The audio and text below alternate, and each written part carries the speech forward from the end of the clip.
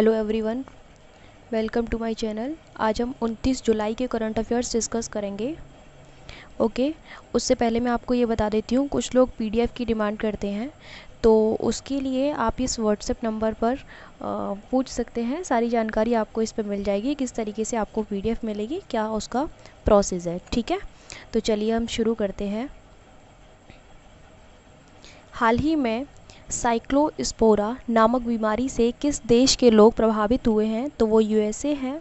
America के लोग इससे काफ़ी ज़्यादा प्रभावित हुए हैं। ये जो बीमारी है, ये पैकेट वाले जो सैलेड होते हैं, वो पैकेट वाले सलाद उत्पादों से संबंधित है ये बीमारी। ठीक है, ये रोग साइक्लोस्पोरा साइटानेसिस नामक सूक्ष्म एकल कोशिकीय परजीवी के कारण होता है। और इसके क्या सिम्टम्स हैं? तो इसमें ऐसा होता है कि भूख नहीं लगती है, वज़न में कमी हो जाती है, स्वेलिंग आ जाती है और काफ़ी ज़्यादा कमज़ोरी होती है, बुखार वगैरह ऐसी चीज़ें इसमें मतलब ये सारे लक्षण होते हैं इस बीमारी के। ठीक है, तो इसमें और कुछ ऐसा खास जानने के लिए नहीं है, सिम्टम्स उसमें दे ही दिए हैं और वहाँ पर काफ़ी ज़्यादा लोग इससे इन्फेक्टेड हुए हैं। तो चलिए उसके बाद नेक्स्ट है, जैसा कि ऊपर एक आंकड़ा दे भी दिया है, 640 लोग 11 राज्यों के वहाँ पे इस बीमारी से इन्फेक्टेड हुए हैं। ठीक है, चलिए उसके बाद नेक्स्ट है, हाल ही में चर्चा में रहा BIS यानी कि BIS केयर क्या है? तो ये एक मोबाइल ऐप है और ये किससे रिलेटेड है उसके बारे में जान लेते हैं। केंद्रीय उपभोक्ता मामले, खाद्य एवं सार्वजनिक वितरण मंत्री ने उपभोक्ताओं के लिए भारतीय मानक ब्यूरो का मोबाइल ऐप BIS यानी कि बस केयर को लॉन्च किया है। उपभोक्ता इस ऐप से क्या कर पाएंगे? तो ISI चिन्हित एवं हॉलमार्क उत्पादों की प्रमाणिकता की जांच कर सकते हैं और वो इस पर अपनी शिकायत भी दर्ज करा सकते हैं। ठीक है, तो ये ISI क्या है? इसका मतलब है इंडियन स्टैंडर्ड इंस्टीट्यूट। ठीक है, तो चलिए, और उसके बाद यहाँ पे दे रखा है ये BIS केयर। तो देखो BIS की फुल फॉर्म है, वैसा कि यहाँ पे हिंदी में तो लिख रखा है भारतीय मानक ब्यूरो, यानी कि इसका मतलब है ब्यूरो ऑफ इंडियन स्टैंडर्ड। ठीक है, तो इसी के साथ में जो है इन्होंने एक मतलब BIS पोर्टल भी लॉन्च किया है। उसके क्या क्या कार्य होंगे, जैसे कि जो बाज़ार की निगरानी करना, ठीक है, और आर्टिफिशियल इंटेलिजेंस सक्षम निगरानी विधियों को विकसित करना, और कारखाने जो होते हैं, कारखानों के लिए जो बाहरी एजेंसियां हैं उनकी सेवाओं को सूचीबद्ध करना। ठीक है, तो ये सारे इसके कार्य होंगे। ठीक है, उसके बाद मैं आपको एक न्यूज़ याद दिला देती हूँ। अभी हाल ही में कंज्यूमर प्रोटेक्शन एक्ट 2019 को लागू किया गया है। 24 जुलाई से वो लागू हो गया है, 24 जुलाई 2020 से। ठीक है, चलिए, जिसके बारे में मैं वीडियो में काफ़ी अच्छे तरीके से समझा चुकी हूँ। तो नेक्स्ट है आपका, निम्नलिखित में से किसने पूर्व राष्ट्रपति एवं प्रख्यात वैज्ञानिक डॉक्टर APJ अब्दुल कलाम की 5वीं पुण्यतिथि के अवसर पर नवाचार प्रतियोगिता डेयर टू ड्रीम 2.0 का शुभारंभ किया है? तो वो DRDO ने किया है। ठीक है, जिसका नाम है पूरा रक्षा अनुसंधान एवं विकास संगठन, ठीक है, ने इस प्रतियोगिता को लॉन्च किया है।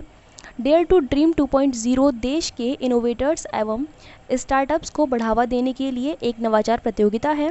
इस प्रतियोगिता में पुरस्कार की धनराशि के रूप में विजेता स्टार्टअप को 10 लाख रुपीज़ और व्यक्तिगत श्रेणी में 5 लाख रुपीज़ दिए जाएंगे। ठीक है, अब यहाँ हम सबसे पहले तो सबसे जो खास है उनके बारे में थोड़ा सा जान लेते हैं, यानी कि डॉक्टर APJ अब्दुल कलाम के बारे में थोड़ा सा। ठीक है, कि आखिर वो कौन थे और क्या है।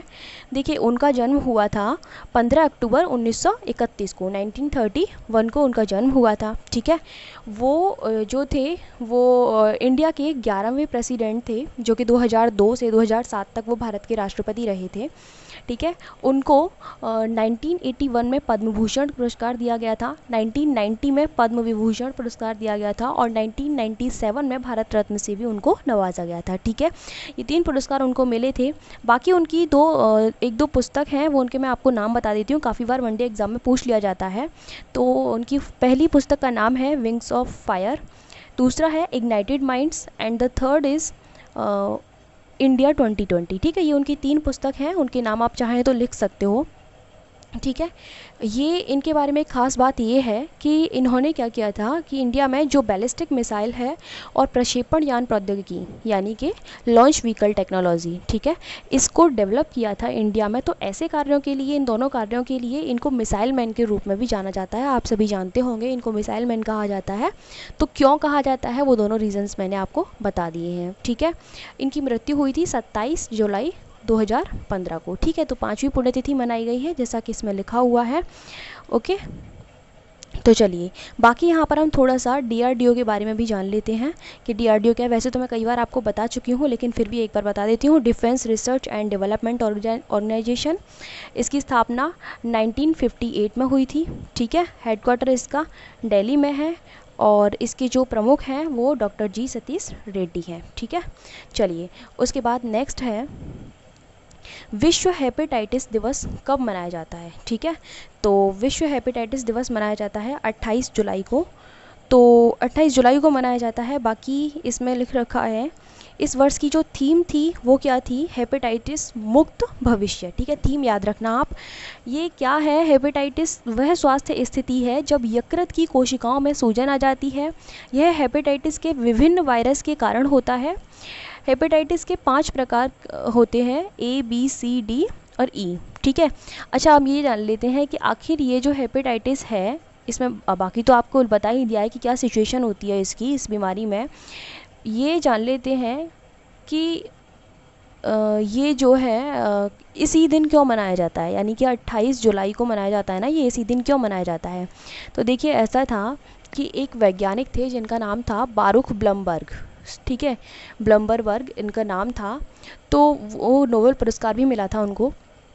उन्होंने क्या किया था कि हेपेटाइटिस बी, जैसा कि इसमें इसके कई सारे प्रकार दे रखे हैं ना, A B C D E. तो हेपेटाइटिस बी वायरस जो है यानी कि HBV की खोज की थी उन्होंने, और इससे निपटने के लिए उन्होंने उसका टीके का निर्माण भी किया था। तो उनका जन्मदिन होता है 28 जुलाई को। तो इसी वजह से उसी उपलक्ष्य में इसको मनाया जाता है, ठीक है। चलिए उसके बाद नेक्स्ट है आपका, हाल ही में भारत ने किस देश को अपनी नेबरहुड फर्स्ट पॉलिसी के तहत 10 रेलवे लोकोमोटिव सौंपे हैं। तो वो है आपका बांग्लादेश, ठीक है। बांग्लादेश को सौंपे हैं। भारत ने पहली कंटेनर ट्रेन हाल ही में बांग्लादेश भारत से पहुंची है, ठीक है।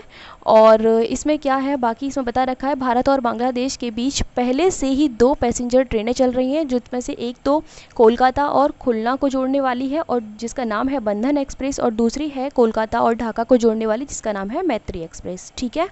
चलिए इसमें जो सबसे इम्पोर्टेंट चीज़ है वो है आपकी कि नेबरहुड फर्स्ट पॉलिसी, ठीक है। इसके बारे में हम जानेंगे और ये काफ़ी इम्पोर्टेंट भी है। तो चलिए इसके बारे में थोड़ा सा जानते हैं। क्या है, देखिए ऐसा होता है जैसे जैसे सिचुएशंस जनरेशन चेंज होती है, यानी कि एक परिदृश्य बदलता जाता है, उसी के अकॉर्डिंग कोई भी फील्ड हो, हमें उसकी जो स्ट्रेटजी होती हैं, उसकी जो रणनीतियाँ होती हैं, उनको चेंज करने की नीड होती है, डेफिनेटली होती है। क्योंकि आप किसी भी एक स्ट्रेटजी पर एक लॉन्ग टाइम तक काम नहीं कर सकते हो, ठीक है। एग्जैक्टली उसी तरीके से इंडिया अपनी फॉरेन पॉलिसीज़ में भी चेंज करता रहता है, ठीक है। क्यों करता रहता है, क्योंकि टाइम के अकॉर्डिंग उसको जो भी सिचुएशंस हैं उनका एक लाभ मिल सके, ठीक है, सबसे ज़्यादा लाभ उसको मिल सके। तो इसलिए वो अपनी फॉरेन पॉलिसीज़ में मतलब चेंज करता रहता है, ठीक है। बाकी अब मैं आपको बता देती हूँ कि भारत ने जो उसका जो वैश्वीकरण के जो वर्तमान यानी कि प्रेजेंट टाइम में दक्षिण एशिया में जो क्षेत्रीय एकीकरण है उसकी आवश्यकता को संबोधित करने के लिए उसने, मतलब इंडिया ने ये जो नेबरहुड फर्स्ट पॉलिसी है इसको स्टार्ट किया था। और इसको स्टार्ट कब किया था, तो ये स्टार्ट हुई थी आपकी 2005 में, ठीक है। 2005 में इसको स्टार्ट किया था, ठीक है। इसमें क्या होता है, इसका मतलब है वो नाम से आपको पता चल रहा होगा, यानी कि पड़ोस पहले की नीति, ठीक है, इसकी हिंदी यही होगी। इसमें होता क्या है कि जो हमारे सीमा क्षेत्रों का विकास होता है या फिर एक बेटर कनेक्टिविटी बनाने के लिए जो अदर कंट्रीज़ हैं उनके साथ एक दूसरे को वो सपोर्ट करते हैं, ठीक है। तो जो कंट्रीज़ होते हैं वो एक दूसरे को हर क्षेत्र में सपोर्ट करते हैं, ठीक है। बाकी इसमें और भी चीज़ें हैं वो मैं आपको बता देती हूँ क्या क्या है, कि पड़ोसी देशों को जो संसाधनों के मामले में या फिर प्रशिक्षण के मामले में आप कई बार सुनते भी होंगे कि अदर कंट्रीज़ में कई सारे अभ्यास किए जाते हैं। तो उसके लिए सहायता प्रदान करते हैं ये एक दूसरे को, ठीक है।